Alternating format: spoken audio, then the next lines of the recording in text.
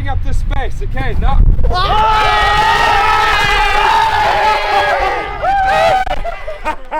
Oh no! Oh, you did my split! Is that a video? That is! Oh, just like that!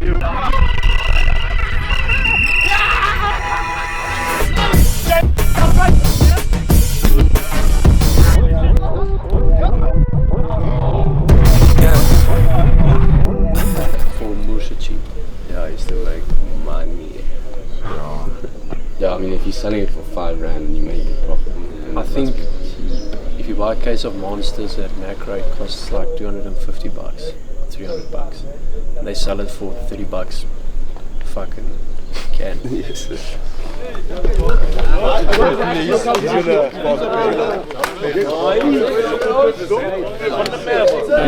Only the good die young and live forever. It's a good day. Take you got that one. Only the good die young, I live forever.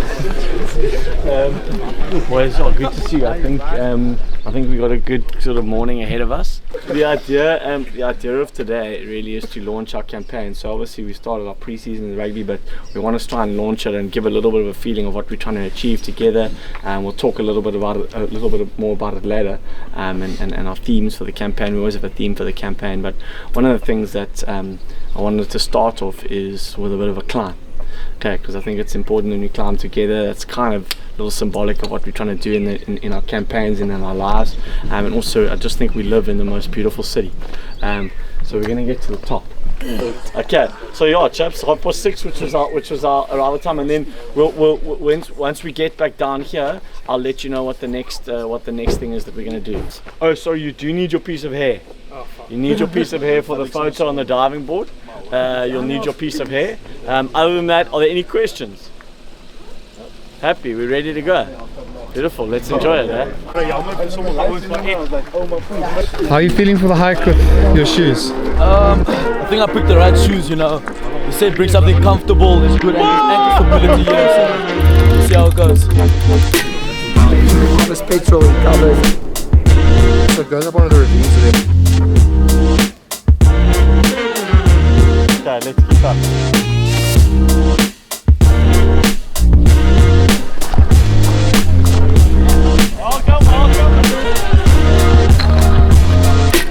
Okay, we're going back down. You can turn it down, gents. Going back down. Oh, Melita! Yes, sir, Luthando. Why did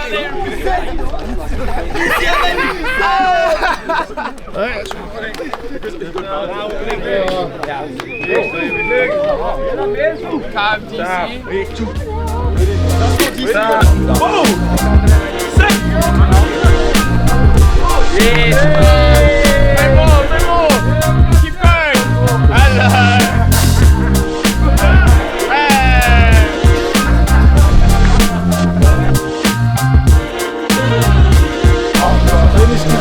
going! Let's see your back. Give me the black. Elita. What is this? Muscle, bro. How are you feeling?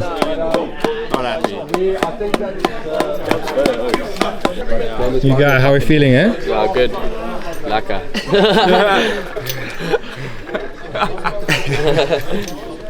I just fucking sore. He's undusted. You want me to say that too, money? Anything? No, it's just What do you think's coming next? I'm not gonna lie. Hopefully food. Hopefully beers. Who's keen for the next climb? If I said we're going again, where would we be at? No, zero. Thomas, we're good, eh? But yeah, we're going to be met by the Life Swimming Club, and we will be getting to see and spending some time there.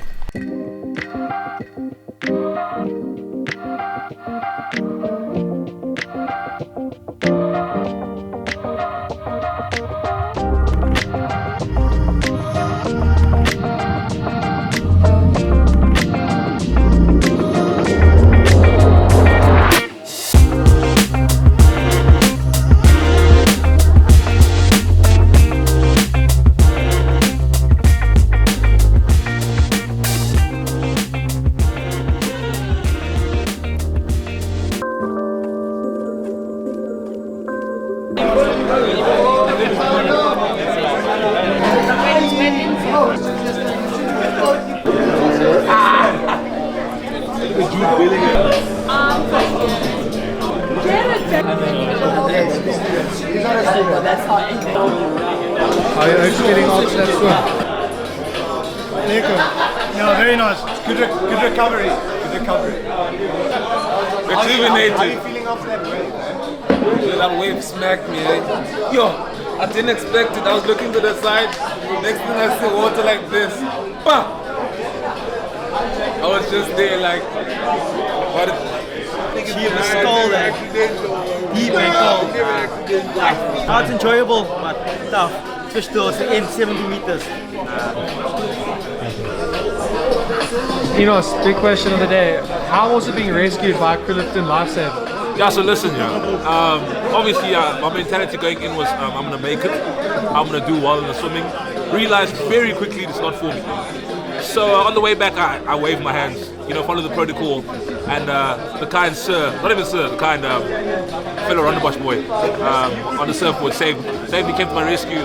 Yeah, made my life easier, so very thankful to him. I don't know what his name is, but big shout out to him for saving me. Otherwise, drowning! Brian, you were never going to see me again. Drowning! Yeah, just think about it. I almost drowned. If it wasn't for him, drowned. Tough. I'd be lying if I said I'd do it again by myself. But it was nice though. Yes. I enjoyed it quite a bit. Especially once you're out there and you're just chilling in the sky. Very nice. No, it was good. The swim was nice, I think. But the hike was what me. And then you hit the top, then you check. And you have to go a bit further, but it was good. Yeah, it was nice. We have done some form of a campaign launch. I think in the past couple of years we did it actually in about October or November, but I decided because we had a full year of league, we also wanted that break, and I just wanted us to start pre-season. I think we had a great 6 weeks, and then two sessions back. Now I feel like it's time to launch. I think we all know we've got a fantastic group of players. I think a good group of guys are, till the day I die, I'm going to work to break up the clique, but that might so I'm going to work on competitive. That was the last 3 years. In 2020, the competition stopped. We were fourth. We lost to Marty's, we lost to Marty's, and then the competition stopped. But 2021 we were unbeaten, and then we lost in the final. And then last year we came second on the log, and then lost in the semi-final. So that's what it's looked like. In order to win things, you have to exhaust every possibility. You have to make sure you do everything. You can't just sit there and go like, I'm gonna win because we lekker oaks, or because we have a nice climb up the mountain, or because our fine songs are good. That's not gonna win you. You gotta leave no stone unturned. Sometimes you gotta do things that are a little bit difficult, things that are easy, but you gotta go out of the box and make sure that you leave no stone unturned to win. So I thought, well, how can we bring the essence of UCT with the craft of no stone unturned, with what I feel is a bit of a rock and roll of UCT, a little bit of the fun, a little bit of the flavor. So I was thinking, I was like, well, what band or musical thing has the word stone in? Does anyone know? The Rolling Stones, okay? So we came up with the Rolling Stones. So you'll see how we got Gerald, so Johnny, so Ron's got these tiger's eyes, right? So each guy, they're all a little bit different, but each guy will get a tiger's eye. You got to keep this. You'll have to put something that makes it recognizable on. We'll explain why, but you can take it and put a little bit of tip mix or whatever you want. But each guy will have his own tiger's eye. They're no replacements, so don't lose it. So actually, what we want you to do is just to come up, grab a tiger's eye, and just briefly tell us what does it mean to be part of this campaign. A part of all of those campaigns that you've gone through, and this is my 5th year being a part of the club, and what it means to me is that I've gone from probably being a boy to being a man. So it's been a place where I've grown quite a lot. So for me, that's what it means for me to be in this campaign. Like, from where I look back to where I was in 2019 to where I am now. It's just like so much growth. So I'm keen to fucking make 2023 a big one.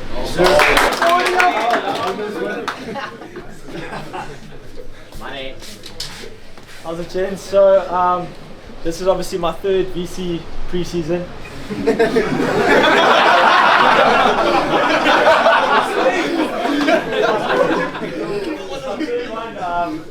To be honest, I came close to actually stopping, but then I had a couple of chats and sort of got told I was stressing for credit. So yeah, this might be my year, but yeah.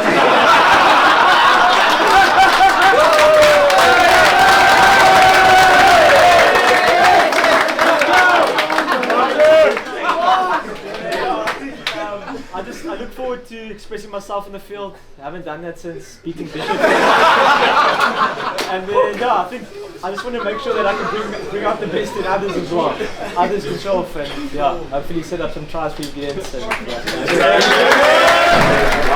While the one team, while the Ikeys are on the field, the Tigers and the trainers will be on the B field, okay, with Gerald and with Pete. Then we'll call you across, then the Ikeys will go there and join the trainers, and then the Tigers will come on and play against Province. Does that make sense? Yeah. Then we'll go into a split. The backs will be for a portion of the time opposed, and then you'll do your own thing, G. And then the forwards will be the whole time opposed against Province. Everyone happy with that? Makes sense.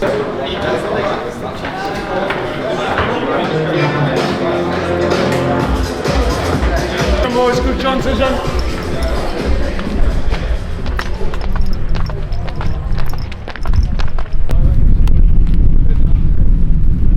Excited to play against your understudies? My understudies, no, my ex-teammates for sort of teammates, but yeah, it's going to be exciting.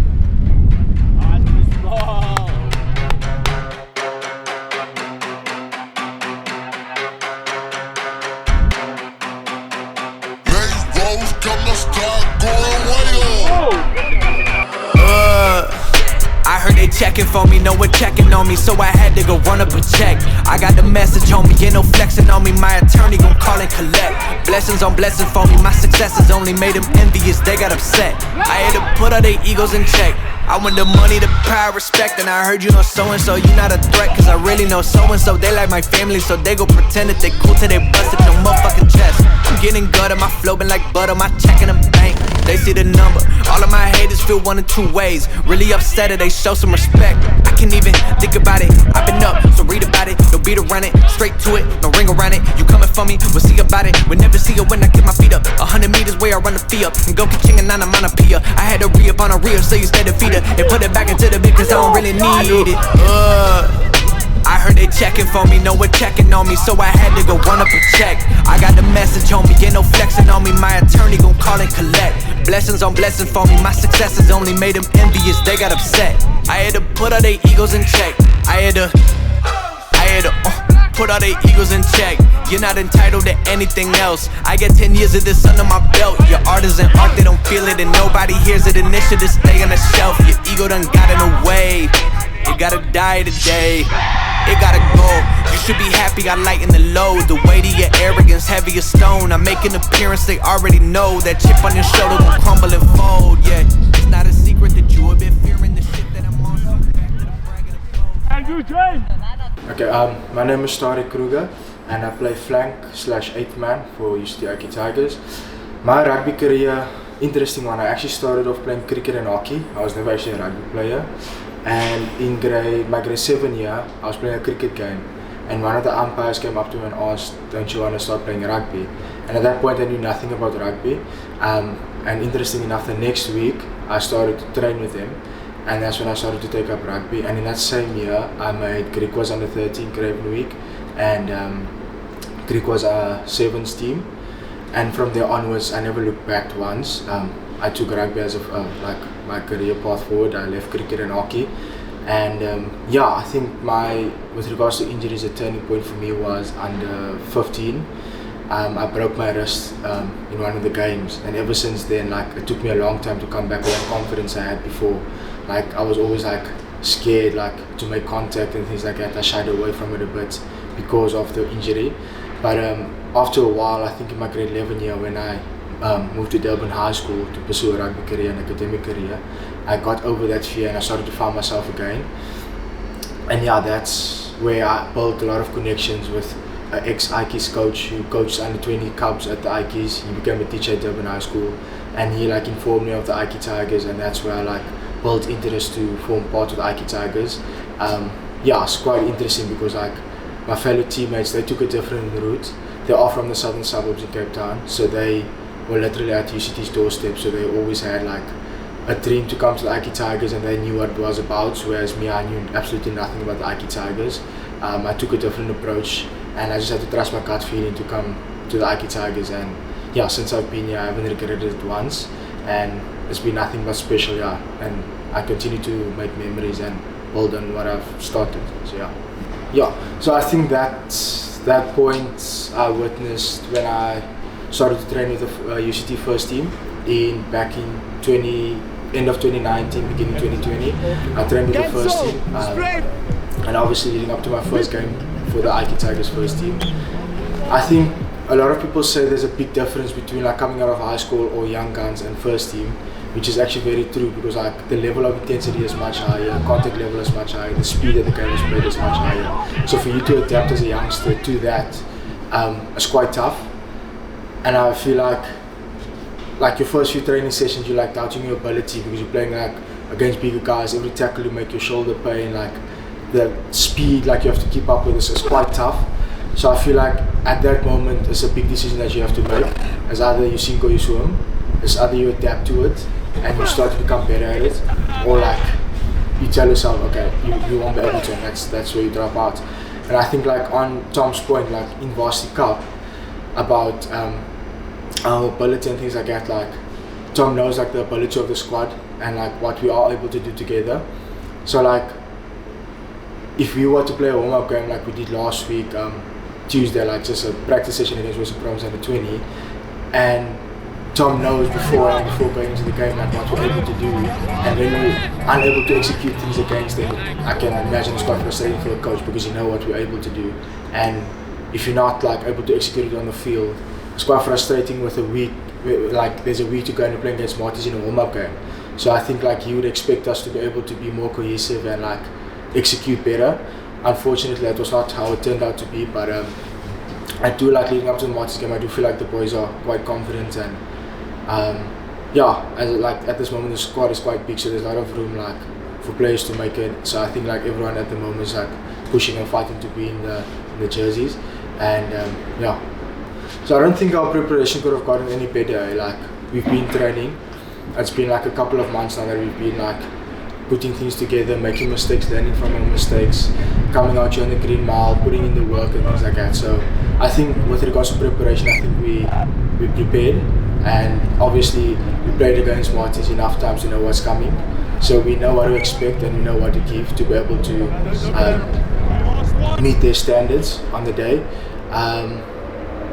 And yeah, I just think like, as I said earlier on, the boys are fighting to be in the jersey, and also like I was telling Tom now the other day, it's like just a different experience when you play against a different jersey and different faces. Like it's not the same as you eating your own players on the field here. It's just like you get a different kind of excitement, like something ignites within you, and you just like emotions go numb, like you just become a different human being when you play against a different colored jersey, a different person. So yeah, it's just like, I mean that's why I play rugby, like to play against different people and like just to damage each other. And on the point of sink or swim, I think every collision and every moment in a rugby game has a sink or swim moment. Like when you're tackling, you have to make a decision. It's either you that's going down or him. And when you're carrying a ball, same thing, like you going down or him. So like every moment in the rugby is a sink or swim moment, and that's like, I think that's your mentality as like 50% and your physicality is the other 50%. Because like you can have the physicality to run over someone, but if you tell yourself you're not going to do it, you're not going to do it. Whereas if you tell yourself you're going to do it and you have the physicality to do it, you're actually going to do it. So it's all about like that mentality of thinking like sink or swim. Like as they say, like the famous saying is, when two lions meet, one must die. So like that same thing in rugby. Like when you have two like good teams playing against each other, and I have no doubt about it that Monday will be a tough game between UCT and Marty's. Like, I just that mentality shift that could win the game for whatever team is going to win. Like, who has the best mentality of sink or swim? Like, it's either you got it or you don't got it.